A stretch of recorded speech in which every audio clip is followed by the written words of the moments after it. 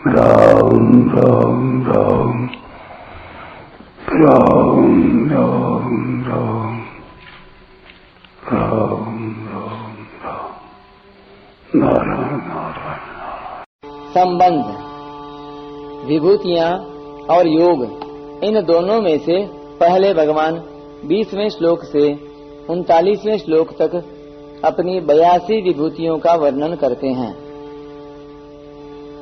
अहमात्मा गुडाकेश सर्वभूताशय स्थितः अहमादेश मध्यं च भूतानामन्त एव च। 20वां श्लोक। हे नींद को जीतने वाले अर्जुन, संपूर्ण प्राणियों के आदि, मध्य तथा अंत में भी मैं ही हूँ, और प्राणियों के अंतःकरण में आत्म रूप से भी मैं ही स्थित हूँ। व्याख्या। भगवान का चिंतन दो तरह से होता है। एक, साधक अपना जो इष्ट मानता है उसके सिवाय दूसरा कोई भी चिंतन न हो। कभी हो भी जाए तो मन को वहां से हटाकर अपने इष्ट देव के चिंतन में ही लगा दे। और दूसरा, मन में सांसारिक विशेषता को लेकर चिंतन हो तो उस विशेषता को भगवान की ही विशेषता समझे। इस दूसरे चिंतन के लिए ही यहाँ विभूतियों का वर्णन है। तात्पर्य है कि किसी विशेषता को लेकर जहाँ कहीं वृत्ति जाए वहाँ भगवान का ही चिंतन होना चाहिए, उस वस्तु व्यक्ति का नहीं। इसी के लिए भगवान विभूतियों का वर्णन कर रहे हैं। अहमादिश्च मध्यं च भूतानामन्त एव च। यहाँ भगवान ने अपनी संपूर्ण विभूतियों का सार कहा है कि संपूर्ण प्राणियों के आदि, मध्य तथा अंत में मैं ही हूँ।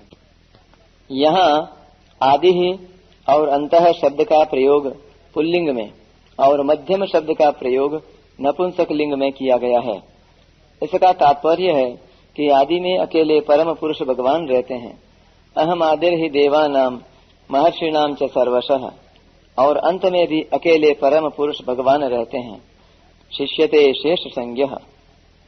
इसलिए भगवान ने आदि और अंत शब्द का प्रयोग पुल्लिंग में किया है, परंतु मध्य में अर्थात सृष्टि के समय पुल्लिंग, स्त्रीलिंग और नपुंसकलिंग तीनों लिंगों वाले व्यक्ति, वस्तु, पदार्थ, क्रिया, भाव आदि रहते हैं। अतः इन तीनों लिंगों में नपुंसक लिंग ही शेष रहता है, अर्थात नपुंसक लिंग के अंतर्गत ही तीनों लिंग आ जाते हैं। इसलिए भगवान ने यहाँ और आगे 32वें श्लोक में भी मध्य शब्द का प्रयोग नपुंसक लिंग में किया है। यह नियम है कि जो वस्तु उत्पत्ति विनाशशील होती है उसके आरंभ और अंत में जो तत्व रहता है वही तत्व उसके मध्य में भी रहता है, चाहे दिखे या न दिखे।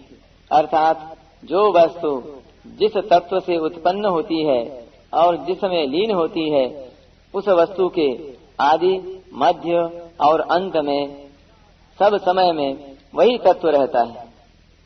जैसे सोने से बने गहने पहले सोना रूप होते हैं और अंत में गहनों के सोने में लीन होने पर सोना रूप ही रहते हैं, तथा बीच में भी सोना रूप ही रहते हैं। केवल नाम, आकृति, उपयोग, माप, तौल आदि अलग अलग होते हैं, और इनके अलग अलग होते हुए भी गहने सोना ही रहते हैं। ऐसे ही संपूर्ण प्राणी आदि में भी परमात्मा स्वरूप थे और अंत में लीन होने पर भी परमात्मा स्वरूप रहेंगे, तथा मध्य में नाम, रूप, आकृति, क्रिया, स्वभाव आदि अलग अलग होने पर भी तत्वतः परमात्मा स्वरूप ही हैं। यह बताने के लिए ही यहाँ भगवान ने अपने को संपूर्ण प्राणियों के आदि, मध्य और अंत में कहा है। भगवान ने विभूतियों के इस प्रकरण में आदि, मध्य और अंत में 3 जगह सार रूप से अपनी विभूतियों का वर्णन किया है। पहले इस 20वें श्लोक में भगवान ने कहा कि संपूर्ण प्राणियों के आदि, मध्य और अंत में मैं ही हूँ। बीच के 32वें श्लोक में कहा कि संपूर्ण सर्गों के आदि, मध्य और अंत में मैं ही हूँ। और अंत के 39वें श्लोक में कहा कि संपूर्ण प्राणियों का जो बीज है वह मैं ही हूँ, क्योंकि मेरे बिना कोई भी चर अचर प्राणी नहीं है। चिंतन करने के लिए यही विभूतियों का सार है। तात्पर्य यह है कि किसी विशेषता आदि को लेकर जो विभूतियां कही गई हैं, उन विभूतियों के अतिरिक्त भी जो कुछ दिखाई दे वह भी भगवान की ही विभूति है। यह बताने के लिए भगवान ने अपने को संपूर्ण चराचर प्राणियों के आदि, मध्य तथा अंत में विद्यमान कहा है। तत्व से सब कुछ परमात्मा ही है। वासुदेवः सर्वम, इस लक्ष्य को बताने के लिए ही विभूतियां कही गई हैं। इस 20वें श्लोक में भगवान ने प्राणियों में जो आत्मा है, जीवों का जो स्वरूप है, उसको अपनी विभूति बताया है। फिर 32वें श्लोक में भगवान ने सृष्टि रूप से अपनी विभूति बताई कि जो जड़ चेतन स्थावर जंगम सृष्टि है, उसके आदि में मैं एक ही बहुत रूपों में हो जाऊं। बहुश्याम प्रजा ये थी, ऐसा संकल्प करता हूँ और अंत में मैं ही शेष रहता हूँ। शिष्यते शेष संज्ञः, अतः बीच में भी सब कुछ मैं ही हूँ।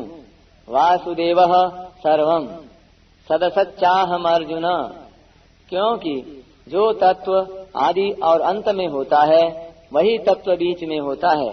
अंत में 39वें श्लोक में भगवान ने बीज रूप से, कारण रूप से अपनी विभूति बताई कि मैं ही सबका बीज हूँ, मेरे बिना कोई भी प्राणी नहीं है।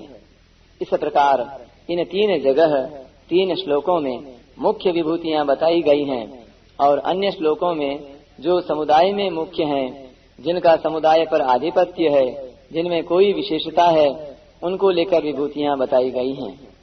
परंतु साधक को चाहिए कि वह इन विभूतियों की महत्ता, विशेषता, सुंदरता, आधिपत्य आदि की तरफ ख्याल न करे। प्रत्युत ये सब विभूतियां भगवान से ही प्रकट होती हैं। इनमें जो महत्ता आदि है वह केवल भगवान की है। ये विभूतियां भगवत स्वरूप ही हैं, इस तरफ ख्याल रखे। कारण कि अर्जुन का प्रश्न भगवान के चिंतन के विषय में है, किसी वस्तु व्यक्ति के चिंतन के विषय में नहीं। अहम आत्मा गुडाकेश सर्वभूताशय स्थितः। साधक इन विभूतियों का उपयोग कैसे करे, इसे बताते हैं कि जब साधक की दृष्टि प्राणियों की तरफ चली जाए, तब वह संपूर्ण प्राणियों में आत्मा रूप से भगवान ही हैं। इस तरह भगवान का चिंतन करे। जब किसी विचारक साधक की दृष्टि सृष्टि की तरफ चली जाए, तब वह उत्पत्ति विनाशशील और हरदम परिवर्तनशील सृष्टि के आदि, मध्य तथा अंत में एक भगवान ही हैं। इस तरह भगवान का चिंतन करे। कभी प्राणियों के मूल की तरफ उसकी दृष्टि चली जाए, तब वह बीज रूप से भगवान ही हैं। भगवान के बिना कोई भी चर अचर प्राणी नहीं है और हो सकता भी नहीं। इस तरह भगवान का चिंतन करे। परिशिष्ट भाव। संपूर्ण प्राणियों के आदि, मध्य तथा अंत में भगवान ही हैं। इसका तात्पर्य यह है कि एक भगवान के सिवाय और कुछ है ही नहीं, अर्थात सब कुछ भगवान ही हैं। भगवान श्री कृष्ण समग्र हैं और आत्मा उनकी विभूति है। आत्मा भगवान की परा प्रकृति है और अंतःकरण अपरा प्रकृति है। परा और अपरा दोनों ही भगवान से अभिन्न हैं।